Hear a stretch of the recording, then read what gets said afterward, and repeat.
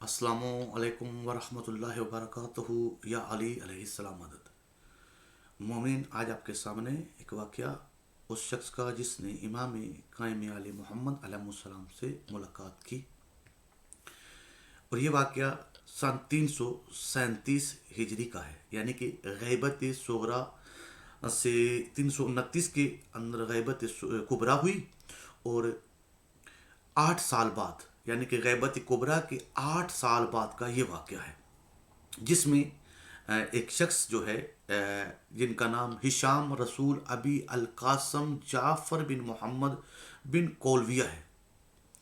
ये अपना वाक़या बयान करते हैं कि इमाम अलैहिस्सलाम के बारे में इनको किसी तरीके से इत्तला मिली।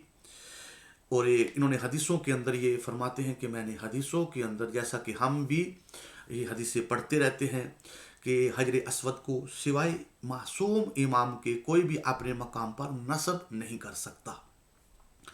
तो ये हदीसें इन्होंने पढ़ी हुई थी।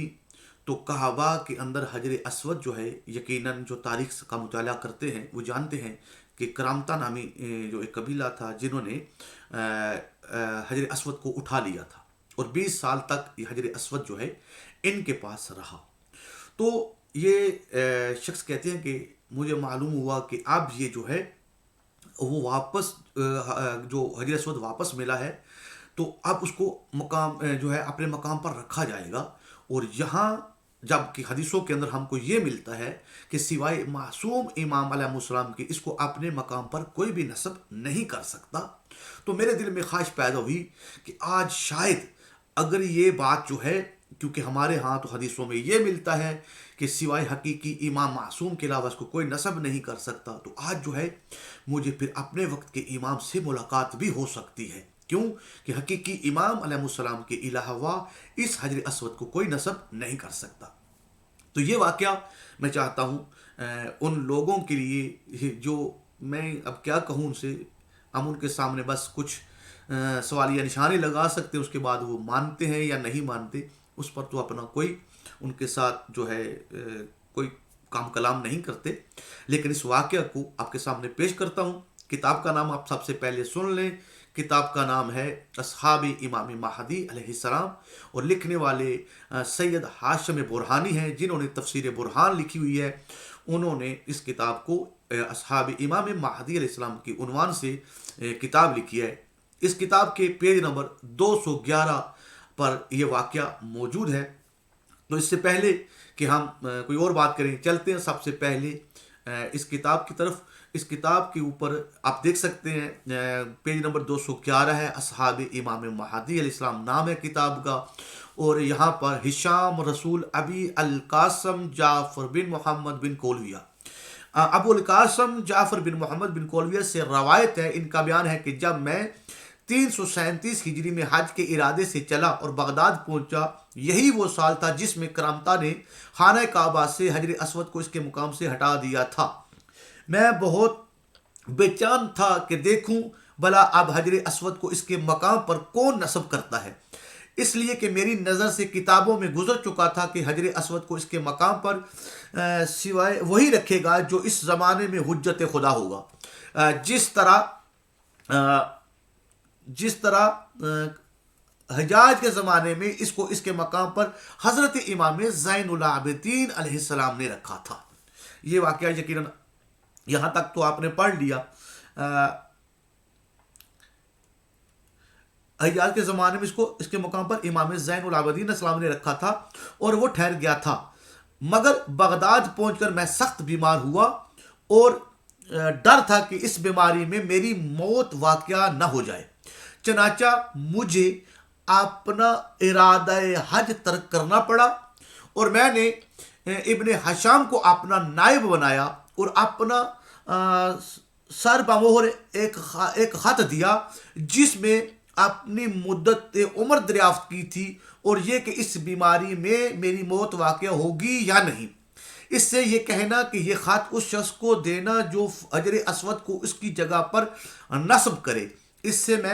इससे इसका जवाब लाना, मैं तुम्हें इस गर्ज से भेज रहा हूँ।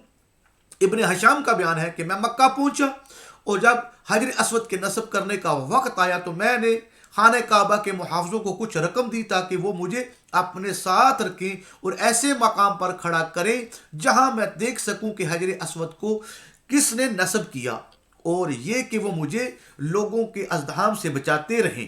چنانچہ میں نے دیکھا کہ جو شخص بھی حجر اسود کو نصب کرتا ہے وہ اپنی جگہ پر نہیں ٹھہرتا۔ نگاہ ایک گورے رنگ کا خوبصورت جوان آگے بڑھا، اس نے حجر اسود کو اٹھا کر اس کے مقام پر نصب کیا اور وہ ٹھہر گیا۔ پھر کیا تھا، ہر طرف سے نعرے بلند ہونے لگے اور وہ جوان وہاں سے دروازے کی طرف واپس ہوا۔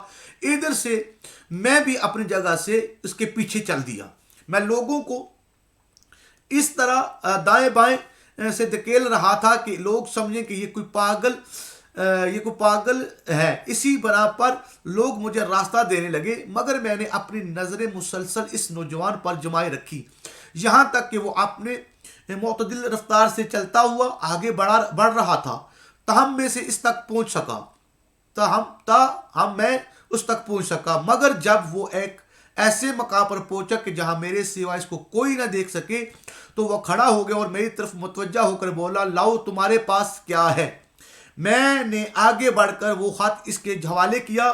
انہوں نے اس خط کو بغیر پڑھے فرمایا، اس بیماری میں ڈرنے کی کوئی بات نہیں، اور جو چیز یقینی ہے وہ 30 برس بعد ہوگی، کیونکہ اس کے خط کے اندر ابو جعفر ہشام جو ہے وہ کہتے ہیں کہ خط کے اندر لکھا تھا کہ میری موت کب واقع ہوگی، اور جو مجھے بیماری ہے کہ اس بیماری کی وجہ سے ہی میں مروں گا۔ تو جس نے وہ حجر اسود کو نصب کیا تھا اس نے بغیر خط پڑھے ہی مجھے خط کا جواب دے دیا، اور وہ جواب یہ تھا کہ تم اس بیماری میں تم کو موت نہیں آئے گی بلکہ 30 سال مزید زندہ رہو گے۔ ابو القاسم جعفر کا بیان ہے کہ ابن ہشام نے آ کر مجھے زبانی یہ سب کچھ کہہ سنایا، اور جب 300 میں 30 سال یعنی کہ 330 کا یہ واقعہ ہے، 330 بعد ابو القاسم جعفر بیمار ہوئے تو انہوں نے اپنے تمام معاملات سمیٹے، اپنی تکفین و تدفین کا انتظام درست کیا، وصیت نامہ لکھا۔ لوگوں نے کہا، یہ آپ کیا کر رہے ہیں؟ ہمیں اللہ تعالیٰ کے فضل و کرم کی سے یہ امید ہے کہ آپ صحتیاب ہوں گے۔ انہوں نے کہا، اس سال تو مجھے موت کا خوف دلایا گیا ہے، چنانچہ اس بیماری میں وہ انتقال ہوا۔ یقیناً مومنین، آپ نے اس واقعہ کو دیکھا۔